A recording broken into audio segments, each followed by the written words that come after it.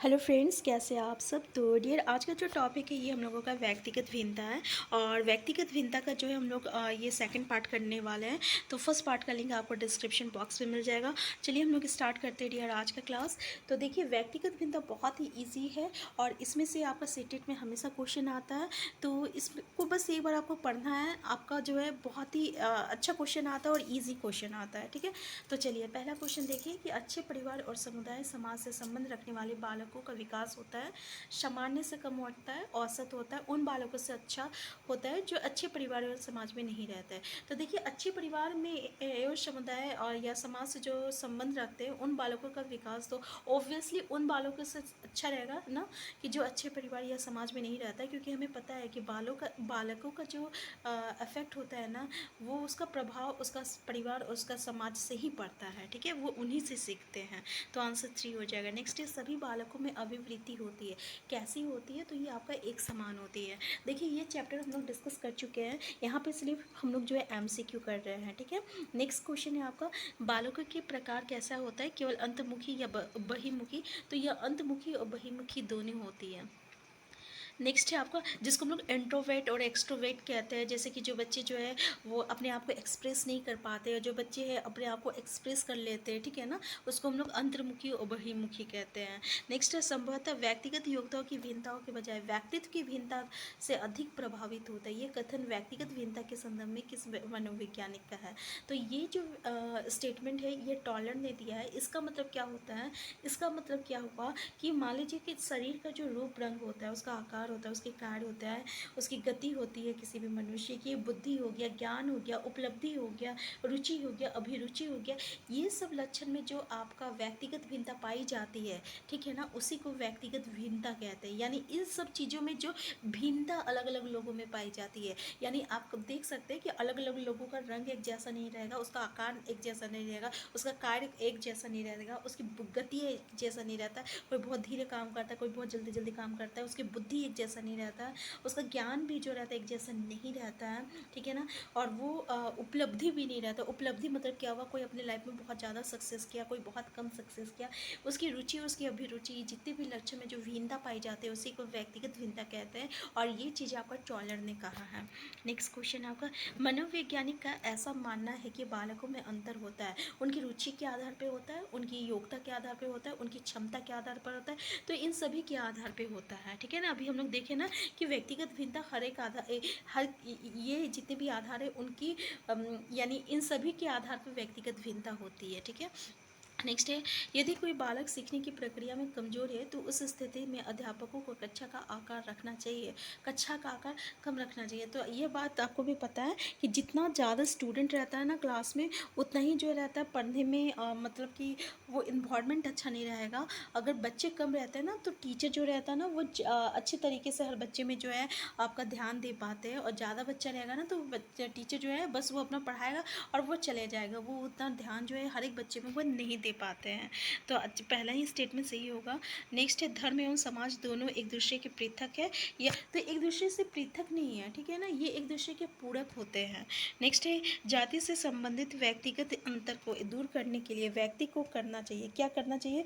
केवल पूर्वाग्रह से स्वयं को दूर रखना चाहिए, पूर्व धारणा तथा सोच में बदलाव लाना चाहिए, नकारात्मक मनोवृत्ति से हटकर सोचना चाहिए, या रूढ़िवादी दृष्टिकोण में सकारात्मक बदलाव लाना चाहिए। तो देखिए, ये सारा जो है स्टेटमेंट बिल्कुल सही है कि जाति से संबंधित व्यक्तिगत अंतर को दूर करने के लिए हम लोग को जो पूर्वाग्रह मतलब क्या होता है ना, जो शुरू से जो मान्यता मतलब जो लोग शुरू से जो मानते आ रहे हैं, जैसे कि हिंदू और मुस्लिम जो है वो एक दूसरे के कट्टर दुश्मन है, तो ये वर्षों से चला आ रहा है, तो ये एक तरह का पूर्वाग्रह हो गया। तो अब अगर हम लोग इन चीज़ों से दूर रखने चाहेंगे कि भाई वो हिंदू है मुस्लिम है, तो इस सब चीज़ों से हमें बचना चाहिए, पूर्व धारणा तथा सोच में बदलाव लाना चाहिए। अब जैसे कि अगर हम बोले कि नहीं हम हिंदू है तो हम हिंदू मुस्लिम धर्म से नफरत करते हैं, तो ये जो पूर्व धारणा सोच है ना, अब हमें इस सब में बदलाव लाना चाहिए, नकारात्मक मनोवृत्ति से हट कर सोचना चाहिए। यानी नेगेटिव बातें जो है हमें अपने ध्यान में नहीं लाना चाहिए कि ये मुस्लिम है तो ये बुरा होगा, ये हिंदू है तो ये बुरा होगा। नेक्स्ट, रूढ़िवादी दृष्टिकोण में सकारात्मक बदलाव लाना चाहिए, ठीक है ना, यानी ये जो अभी हम लोग सोच रहे हैं कि ये जो रूढ़िवादी मतलब कि सोच आती जा रही है कि भाई हिंदू मुस्लिम एक दूसरे को देख नहीं सकते, ठीक है ना, तो ये जो है आपका एक नेगेटिव सोच है। तो अब जो है अब हमें इसमें एक पॉजिटिविटी लाना चाहिए कि नहीं भाई हिंदू मुस्लिम भाई भाई। तो इस तरीके का जो ये चारों स्टेटमेंट जो है यहाँ पे आपका सही है, तो आंसर आपका डी हो गया। नेक्स्ट है शिक्षार्थी व्यक्तिगत भिन्नता प्रदर्शित करते हैं अतः शिक्षक को, ये आपका जनवरी 2012 का क्वेश्चन है। अधिगम की एक समान गति पर बल देना चाहिए या सीखने के विविध अनुभव को उपलब्ध कराना चाहिए। तो देखिए इसमें इस बिल्कुल सही बात है, बिल्कुल पॉजिटिव है कि सीखने के जितने भी तरीके होते हैं ना वो हमें उपलब्ध कराना चाहिए। मान लीजिए यहाँ पे कि बच्चे जो है एक तरीके से नहीं सीखते, कोई बच्चे जो है जल्दी सीख ले जा रहे हैं। अगर कोई टीचर मान लीजिए पढ़ा रहा है, कोई बच्चे जो है जल्दी सीख गया, ठीक है ना, समझ गया, लेकिन दूसरे बच्चे देखिएगा आप उस चीज़ को समझ नहीं पा रहा। तो ऐसे में हमें क्या करना चाहिए, जितने भी अनुभव हैं हमें सिखाने की अलग अलग तरीके से हमें वो उपलब्ध कराना चाहिए बच्चे को, ताकि बच्चे किसी न किसी तरीके से उससे सीख जाए। नेक्स्ट क्वेश्चन है आपका शैक्षिक क्षेत्रों में निष्पादन के आधार पर शैक्षणिक क्षेत्रों में निष्पादन के स्तर को बढ़ाने का औचित्य स्थापन किस आधार पर किया जा सकता है। ये 2012 का क्वेश्चन है। ये व्यक्तिगत भिन्नताओं को संतुष्ट करता है, क्या करता है, व्यक्तिगत भिन्नता को संतुष्ट करता है। नेक्स्ट है विद्यालयों को किसके लिए व्यक्तिगत भिन्नता को पूरा करना चाहिए। व्यक्तिगत शिक्षार्थियों को विशिष्ट होने की अनुभूति कराने के लिए, तो विशिष्ट होने की अनुभूति नहीं कराना चाहिए कि भाई तुम स्पेशल हो, इस तरीके से हमें नहीं करना चाहिए। नेक्स्ट है व्यक्तिगत शिक्षार्थियों के मध्य खाई को कम करने के लिए या शिक्षार्थी के निष्पादन और योग्यता को सम्मान करने के लिए, या ये समझने के लिए कि क्यों शिक्षार्थी सीखने के योग्य या अयोग्य है।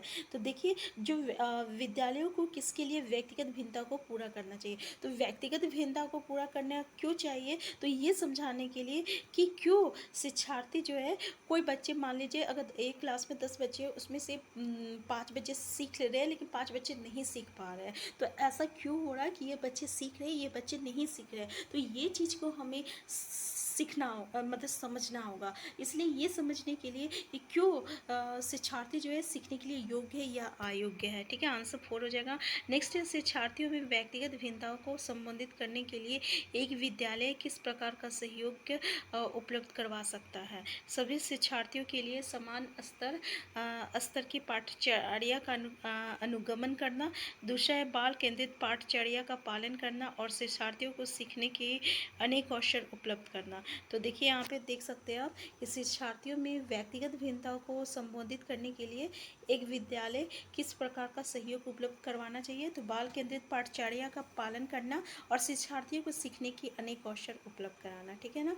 नेक्स्ट है कक्षा में विद्यार्थियों के व्यक्तिगत विभेद, यानी जो कक्षा में जो विद्यार्थी होते हैं उसको जो व्यक्तिगत विभेद है, जिसे 2014 में पूछा गया, पहला लाभकारी नहीं है क्योंकि अध्यापकों को वैद्यपूर्ण कक्षा को नियंत्रित करने की आवश्यकता है। नेक्स्ट है हानिकारक है क्योंकि इससे विद्यार्थियों में परस्पर द्वंद्व उत्पन्न होती है। नेक्स्ट है अनुपयुक्त है क्योंकि ये शब्दानिक मंद विद्यार्थियों के स्तर तक पाठचर्या के स्थानांतरण की गति को कम करते हैं। लाभकारी है क्योंकि विद्यार्थियों की संज्ञानात्मक संरचनाओं को खोजने में अध्यापकों की प्रवृत्ति करते हैं। ठीक है ना। तो आंसर क्या हो जाएगा 4। ये जो व्यक्तिगत भिन्नता है ये कहीं ना कहीं एक तरह से लाभकारी है क्योंकि ये विद्यार्थियों की संज्ञानात्मक संरचनाओं को, यानी बच्चे की जो आपका कॉग्निटिव डेवलपमेंट है, ठीक है ना, संज्ञानात्मक संरचना है, उसको खोज करने के लिए अध्यापक को क्या करता है, प्रवृत्त करते हैं। हम नेक्स्ट क्वेश्चन है हम सभी अपनी बुद्धि प्रेरणा अभिरुचि आदि के संदर्भ में भिन्न होते हैं। ये सिद्धांत संबंधित है। तो देखिए व्यक्तिगत भिन्नता से है क्योंकि व्यक्तिगत भिन्नता के कारण ही ये सब जो है आपका भिन्नता देखने को मिलता है। नेक्स्ट है शिक्षार्थियों की व्यक्तिगत भिन्नताओं के संदर्भ में शिक्षिका को चाहिए। देखिए ये 2015 का क्वेश्चन है आपका कि निगमनात्मक पद्धति के आधार पर समस्याओं का समाधान करना, कलन विधि या एल्गोरिथम का अधिकतर प्रयोग करना, या याद करने के लिए शिक्षार्थियों के तत्व उपलब्ध कराना, या आपको विविध प्रकार के अधिगम परिस्थितियों को उपलब्ध कराना। तो आंसर क्या हो जाएगा आपका, आंसर 4 हो जाएगा आपका कि विविध प्रकार के अधिगम परिस्थितियों को उपलब्ध कराना। नेक्स्ट क्वेश्चन है आपका कि क्यों में एक दूसरे से भिन्नता क्यों होती है? वातावरण के प्रभाव के कारण, या जन्मजात विशेषताओं के कारण, या वंशानुक्रम और वातावरण के बीच अन्योन्य क्रिया के कारण। तो देखिए व्यक्तिगत भिन्नता का कारण क्या होता है, जैसे कि अभी हम लोग पढ़ते आ रहे हैं कि हेरिडिटी इन्वायरमेंट, जिसको हम लोग वंशानुक्रम कहते हैं और वातावरण कहते हैं, ये दोनों के कारण जो है एक दूसरे में भिन्नता देखने को मिलता है। अगर हम बोलते हैं कि बच्चे में जो आकार या जो आपका रंग रूप, ठीक है, ये जो भिन्नता आती है, तो ये आपका वंशानुक्रम हो गया। लेकिन कोई बच्चे जो है वो जिस इन्वायरमेंट में रह रहा, अच्छे समाज में रह रहा, तो अच्छा सीखता है, अच्छे पढ़े लिखे परिवार में है तो अच्छे सीखता है। तो ये दोनों के कारण जो रहता है ना, आपका व्यक्तिगत भिन्नता देखने को मिलता है। नेक्स्ट क्वेश्चन है, तो ये आपका सीटेट 2016 का क्वेश्चन है। नेक्स्ट क्वेश्चन है आपका, देखिए क्वेश्चन सेम आता है, ठीक है, चाहे ये 2012 का क्वेश्चन है या 16 का है या 18 का है, या अभी क्वेश्चन आएगा आपका इस चैप्टर से आएगा, क्वेश्चन ऐसे ही आएगा, बस जो है थोड़ा मोड़ा जो रहता है डिफरेंस रहता है, लेकिन कॉन्सेप्ट सेम रहता है। नेक्स्ट है, अपनी कक्षा की व्यक्तिगत भिन्नताओं से निपटने के लिए शिक्षक को चाहिए कि बच्चों को उनके अंकों के आधार पर अलग कर उनको नामित करे। नेक्स्ट है आपका, बच्चों से बातचीत करे और उनका दृष्टिकोण का महत्व दे। विद्यार्थियों के लिए कठोर नियम, ये एक कठोर नियम जो हो गया, ये आपका एक नेगेटिव कीवर्ड है, इसको देखते के साथ काट देना है। नेक्स्ट है, शिक्षण और आकलन के समान और मानक तरीके हो। मानक एक नेगेटिव कीवर्ड है, इसको भी देख के काट दीजिए।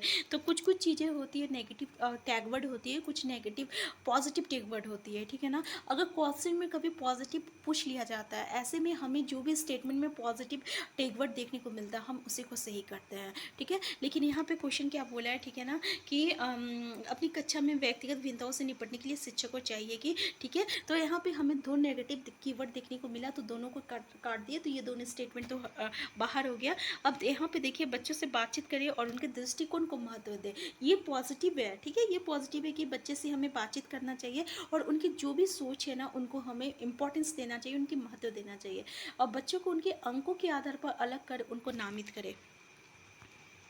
यहाँ पे जो है ना जो आंसर की में जैसे कि दिया हुआ था, मतलब ये आपका फर्स्ट आंसर दिया हुआ था, लेकिन ये नहीं हो सकता कि हमें उनके अंकों के आधार पर अलग कर उनको नामित करना चाहिए। कि मतलब कि मान लीजिए अलग अलग बच्चे अलग अलग मार्क्स लाए हैं, तो जो 50% है उसको अलग कर दीजिए, जो 60% है उनको अलग कर दीजिए, और फिर उनको अलग अलग कैटेगरी में रखें। तो ऐसा कभी नहीं किया जाता, ये भी एक नेगेटिव सेंटेंस है यहाँ पे, ठीक है। अगर देखिए इसको सबसे अच्छा यही तरीका है ना कि हम बच्चे से क्या करें, बातचीत करें, ठीक है, कि भाई ठीक है, और उनको उनके दृष्टिकोण को महत्व दें। और मान लीजिए उससे बात करने के बाद अगर कोई बच्चे अपनी बातों को रख रहा कि सर मुझे ये समझ में नहीं आता, या मुझे ये समझने में प्रॉब्लम है, या मुझे कुछ प्रॉब्लम है, जो भी कोई उसका मैटर है, तो हमें उनकी बातों को सुनकर उनके दृष्टिकोण को महत्व देना चाहिए, ठीक है। तो आंसर 2 जो रहेगा ये इसका करेक्ट आंसर हो जाएगा, आंसर 2 इसका करेक्ट आंसर हो जाएगा। लेकिन आंसर जो दिया हुआ था ये आंसर 1 है, लेकिन ये आपका गलत है, आंसर 2 इसका सही रहेगा। तो आज का क्लास जो है हम लोग का व्यक्तिगत भिन्नता का ये कंप्लीट हो चुका है, ठीक है। और इसमें से जितने भी क्वेश्चन आते हैं हम लोग डिस्कस कर चुके हैं, प्रीवियस ईयर क्वेश्चन का भी डिस्कस कर चुके हैं। तो हम लोग नेक्स्ट क्लास में नेक्स्ट चैप्टर को डिस्कस करेंगे। और डियर आप चैनल में नए हैं तो चैनल को सब्सक्राइब कर लीजिएगा। वीडियो हेल्पफुल होगा तो प्लीज़ लाइक शेयर करना मत भूलिएगा, और अगर आपको कोई भी क्वेरीज होगा तो कमेंट बॉक्स में ज़रूर बताइएगा। Thank you.